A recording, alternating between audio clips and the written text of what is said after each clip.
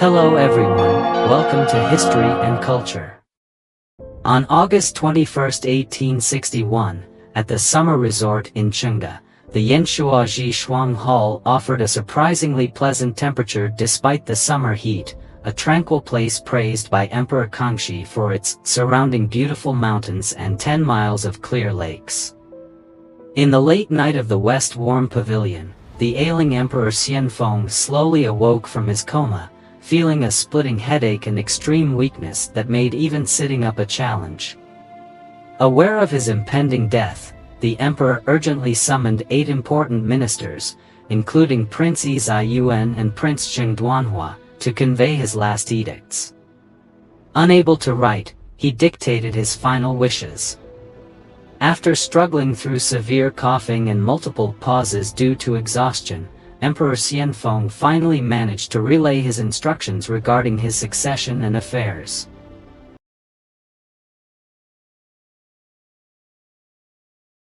By August 22, as dawn approached, the long-lived emperor could no longer endure the long night. At the hour of the dawn, the 9th emperor of the Qing dynasty, Eisen Zhoroizheng, passed away. Little did Xianfeng know that his dying edict would later stir significant turmoil and even alter the fate of the entire empire.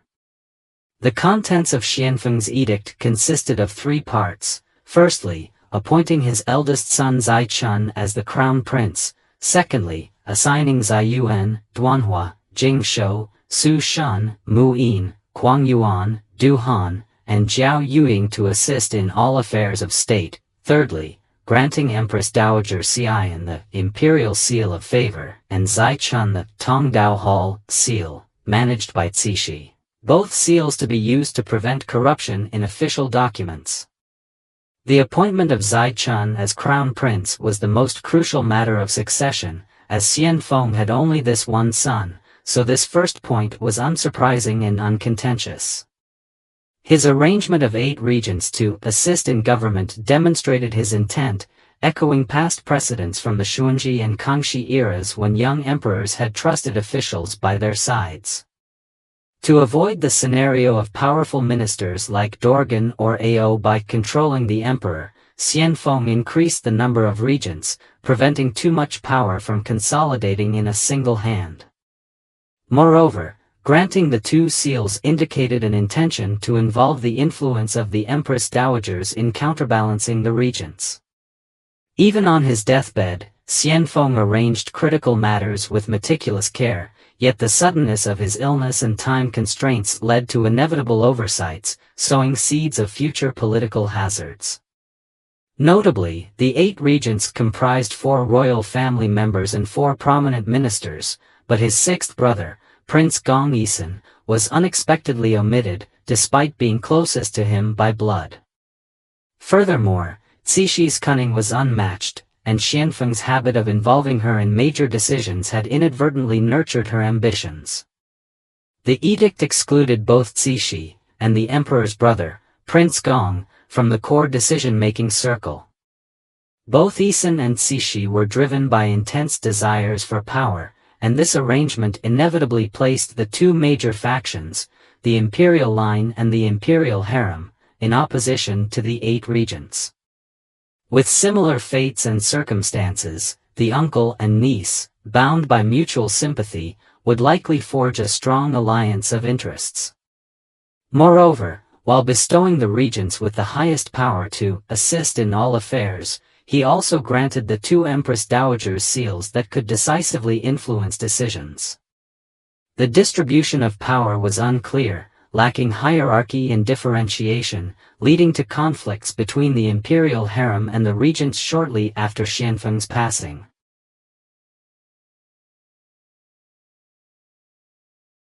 Although Su Shun was ranked 4th among the 8 regents, he was the head of the powerful faction and had a tumultuous relationship with Cixi. On September 22, 1860, as the Anglo-French forces approached Beijing, Xianfeng and his consorts fled in haste from the Summer Palace.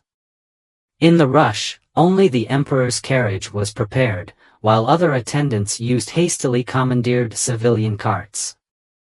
The rough mountain roads and decrepit carts were unsuitable for Cixi, who had been pampered, prompting her to request Su Shan to find more comfortable transportation. At this time, Su Shan, already powerful, dismissed her request during the chaos, telling her to wait until they reached the next town.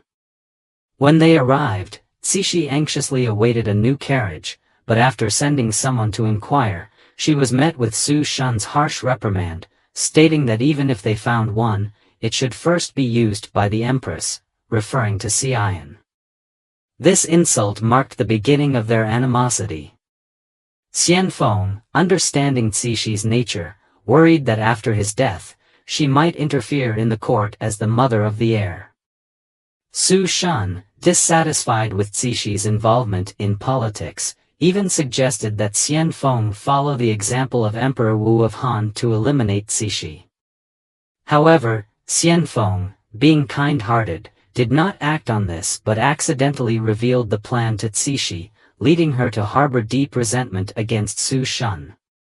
The conflict between the powerful court officials and the favored concubine intensified, and shortly after, Xianfeng passed away.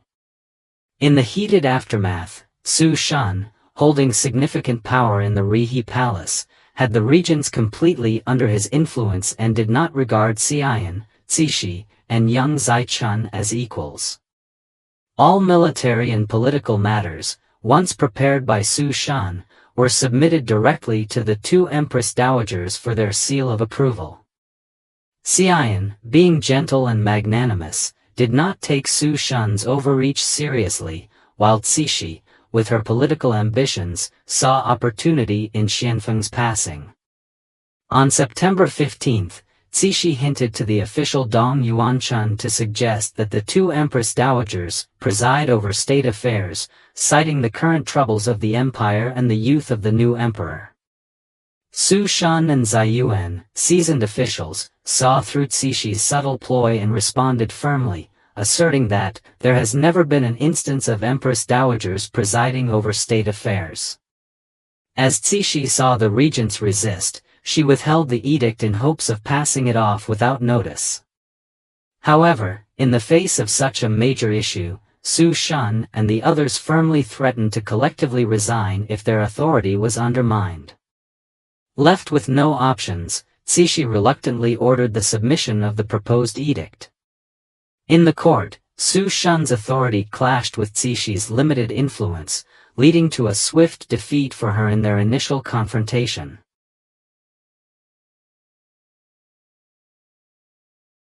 Cixi knew she could not compete against Su Shan and the regents at the summer resort, so she turned her attention to her brother-in-law, Prince Gong Yisan, who was similarly frustrated in Beijing.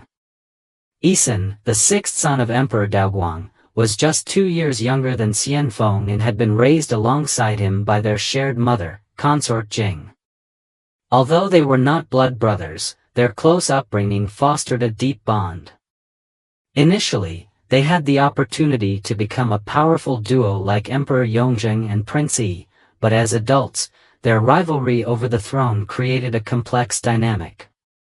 Yisan was favored by Emperor Daoguang for his intelligence and skill, but Xianfeng's elder age and the machinations of his tutor allowed him to secure the throne. Initially wary of Yisan, Xianfeng, once established, treated him well. He gifted him the grand residence of Heishan, later known as Prince Gong's mansion, and appointed him to military positions. As Yisan's power grew, their bond seemed to return to childhood closeness. However, the matter of securing a title for their mother became a flashpoint for their eventual rift. After losing his mother at 10, Xianfeng lived with consort Jing, who cared for him deeply, treating him as her own. Once on the throne, Xianfeng granted her the title of Empress Dowager Cixi, but since she was not the official empress, she could not be promoted to Empress Dowager under established customs. Unbeknownst to Xianfeng, their mother harbored resentment about her title, which troubled her greatly, leading to illness. Yisan, aware of his mother's feelings, became anxious. When Xianfeng inquired about her health, Yisan sorrowfully relayed, she is gravely ill, but unwilling to pass without the title of Empress Dowager. This delicate subject was something Xianfeng sought to avoid, hastily acknowledging it before departing. However, Yisun misinterpreted the emperor's vague response as a tacit approval for the title. Without waiting, he hastily informed the military council and drafted a decree for her promotion, organizing a grand ceremony. By the time Xianfeng learned of this, the matter was widely known, and he had to accept it as a fait accompli, albeit resentfully. Soon after, in 1855, Empress Dowager Cixi passed away, and following the funeral, Xianfeng removed Yisun from all positions under the pretext of many oversights in the funeral arrangements, relegating him to the study for reflection.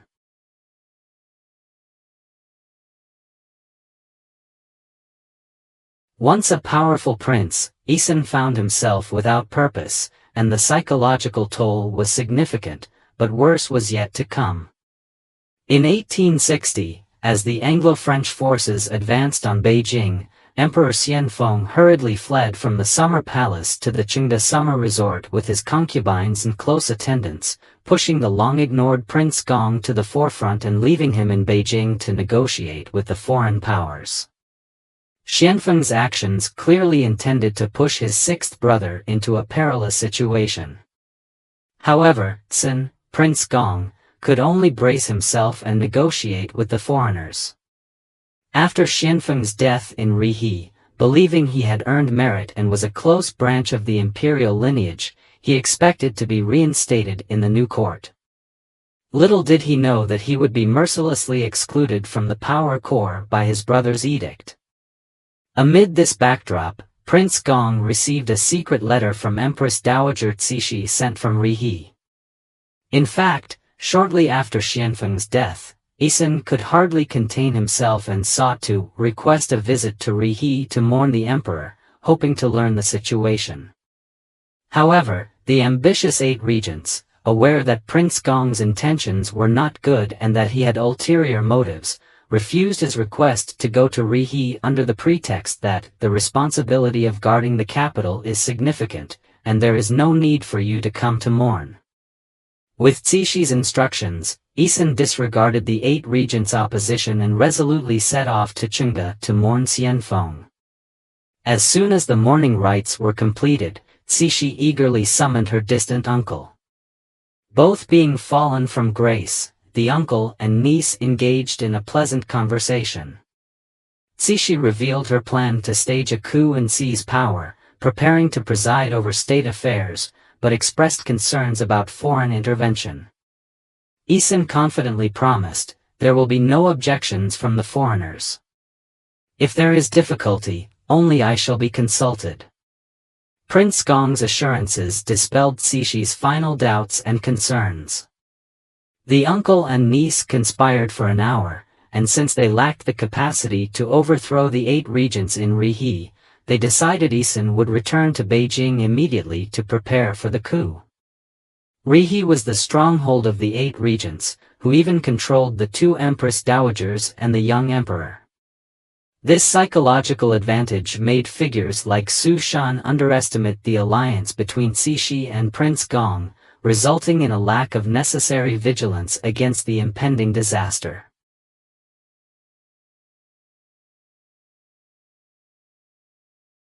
On September 23, 1861, Cixi issued an edict in the name of the young emperor, stating the return of the late emperor's remains to Beijing. Although Su Shan used the excuse that the capital is vulnerable, and a hasty return could lead to unforeseen consequences, to prevent the two empresses and the young emperor from returning to Beijing, it was inevitable that the remains would not stay in Rihe forever, and the new emperor Zai Chun would have to return one day. Therefore, under Cixi's insistence, the regents reluctantly agreed to the return arrangements. From the day they left Rihe, the eight regents gradually fell into the trap set by Cixi. They were split into two groups. Prince Zai Yuan and Prince Zheng Duanhua returned to Beijing with the two empresses and the young emperor, while Su Shan was responsible for escorting Xianfeng's coffin back separately. On September 28, the two empresses arrived near Beijing, and all court officials followed tradition to welcome them. This marked the beginning of a dramatic performance, as Cixi, before the assembled officials, wept profusely and denounced Su Shan and others for their arrogance during their time in Rihe, accusing them of usurping power. Through swift public opinion manipulation, Cixi successfully labeled Su Shan as a treacherous minister attempting to deceive the emperor. Immediately, Prince Gong arrested Zai Yuan and Duanhua, who were escorting the two empresses, in the name of the young emperor, and revoked the 8 regents' powers to assist in all state affairs. Beijing, unlike Rihe where the 8 regents held absolute power, was where Yisun had already conspired with Shengbao, who controlled the military. Zai Yuan and Duanhua, unprepared and without military power, had no choice but to surrender. Simultaneously, while handling Zai Yuan and Duanhua, Cixi also dispatched Yisun's brother, Prince Chun Yishuan, to the outskirts of Beijing to arrest Su Shan, who was escorting the coffin. Then, she issued an edict announcing her intention to preside over state affairs. At this point, Cixi completely seized control of the court. After the coup's success, Su Shan, deemed the most culpable among the 8 regents, was executed, while Zai Yuan and Duanhua were ordered to commit suicide, and the remaining 5 faced demotion or exile. Meanwhile, Prince Gong was appointed as a counselor. In 1861, according to the traditional Chinese sexagenary cycle, it was the year of Xianu, and during the coup, the young Emperor Zai Chun's reign title was the one proposed by the 8 regents, Qixiang. Thus, this historical event became known as the Xianu Coup or the Qixiang Coup. After seizing power, Cixi, based on ministerial suggestions, abolished the Qixiang reign title, symbolizing the joint governance of the 2 empresses, and renamed the era Tongzhi. From that year onward, Cixi ruled from behind the curtain for nearly half a century, marking the onset of modern China's most corrupt and dark era. This is History and Culture channel. Like and subscribe are the biggest help and support for us. Thank you everyone. See you next time.